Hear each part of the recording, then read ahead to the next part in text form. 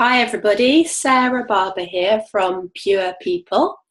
Hope everybody's doing well and enjoying their 30 days to bloom and glow cleanse. My background is I've been a nutritional therapist for almost 10 years, but been interested in natural solutions for a lot longer. And I've also been sharing the dōTERRA therapeutic grade essential oils for almost 2 years now, and just love what they've brought into my life and how they've helped friends, family and customers. So I wanted to talk today a little bit about sprouting, or activating as it's also known. Some of you might already know what I'm talking about, and others might be like, what is she talking about?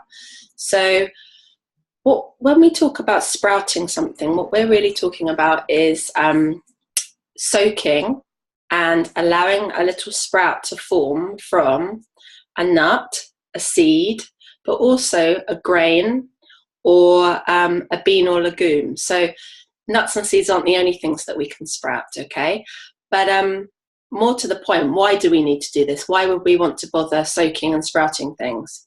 So the reason that we would want to do this is because, essentially it's because if we activate these things, we are going to get a lot of extra nutrition, a lot of extra enzymes from those things that we're eating. But also there's certain things in the nuts and seeds, grains and legumes that through soaking and activating, and I'll explain how to do that in a minute, we're actually going to either minimize or release completely that maybe aren't so great for our bodies. So not only are we getting more nutrients if we are sprouting things, but we're also making them even more healthful for our bodies. So if you imagine a nut or a seed on a forest floor or a bean on the ground, that item is dormant. It's kind of it's not dead, but it's dormant. It's not really doing very much. It's not going to grow until it rains or it's watered, and then at that point, that's when it starts to become alive, and it has to generate a certain amount of nutrition within that to give life to that particular seed or nut or grain, to help it sprout and then to grow and become alive. So you can imagine how much energy is needed and how much nutrition is needed for that seed to be able to do that. And it's exactly the same when we are soaking things and sprouting them. We are basically recreating what would naturally happen in nature and just making that food have so much more, and it's going to give our bodies so much more. So I thought it would be nice just to read. This is my my nutrition Bible here, and I'm just going to read a little tiny bit. I know it's back to front for you guys, but it's called Staying Healthy with Nutrition by Elson Haas. And I was just going to read to you why you might want to sprout things.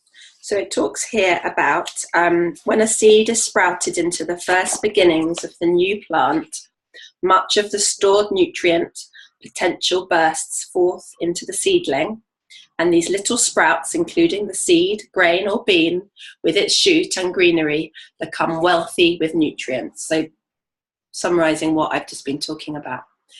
Protein content increases by somewhere between 15 and 30%, depending on the plant, as the carbohydrate food source gets converted. So the sprouting basically gets rid of some of the natural sugars, the carbohydrates, and converts them into proteins, meaning that the protein content of those foods goes up by 15 to 30% when you sprout them. And then the next thing it says is the chlorophyll and fiber content also increase. The chlorophyll content can be high when the sprouts become green, as in sprouted wheat berries or wheatgrass. Chlorophyll itself is rich in nutrients and has many health-giving properties. But key, it says, is also sprouts are living foods that contain active enzymes, and enzymes help with digestion and assimilation. With sprouting, most of B vitamins are greatly increased, some more than tenfold. So one of the key things about sprouting, not only for protein, increasing protein, but some of the B vitamins in these foods, when we sprout them, actually increase by up to 10 times, which is phenomenal. And then it talks about niacin and riboflavin. So niacin is vitamin B3, and riboflavin is vitamin B2, are particularly good amounts. And it talks about the vitamin C level is greatly enhanced in sprouts compared with the dry seeds.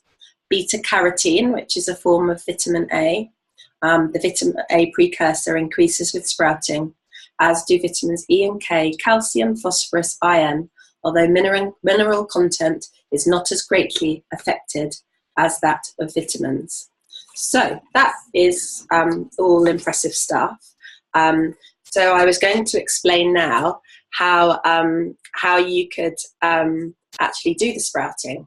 So what you would typically do is you would take whatever grains or seeds or nuts or pulses that you're planning on eating, and you would need to prepare them a day or 2 or 3, depending on the nut or the seed or the pulse that you want to sprout, because they all take different lengths of time. But you would start off with soaking them in cold water, giving them a rinse, and then leaving them to soak in cold water overnight. And then the next morning you would have them in a colander, that's how I do mine, and you would rinse them, and then you would leave them. You don't have to have them soaked in water, but you would just leave them in the colander until the evening, when you would do the same again. And basically every morning and every evening you would just rinse your sprouts or your whichever foods that you're wanting to sprout in plain water. And when they start to develop a tiny little sprout, as soon as you see the sprout, you can eat them anytime from then, or you could carry on sprouting them for a couple more days if you wish. And as soon as they're ready to eat, that's when you would give them one final rinse. Make sure all the water has completely gone. You might want to dry them on a tea towel or some kitchen towel. And then you would keep them in the fridge and just eat them, add them to salads. You can eat them raw. You can use them on hot food, but I just wouldn't cook with them because you're going to destroy the nutritional content in them. But just have them with all your meals and enjoy them. And you'll be really getting a lot of extra nutrition, and you will have minimized any phytic acid and enzyme inhibitors that are naturally, digestive enzyme inhibitors, which are naturally present in these foods. You're also eliminating them by looking after your seeds and your grains and your pulses in this way. So I hope that's been helpful to everybody, and don't worry if you can't always do this. Just do the best you can when you can, and that's perfectly fine. So I hope you will have an enjoyable cleanse, and look forward to connecting with you again soon. Bye for now.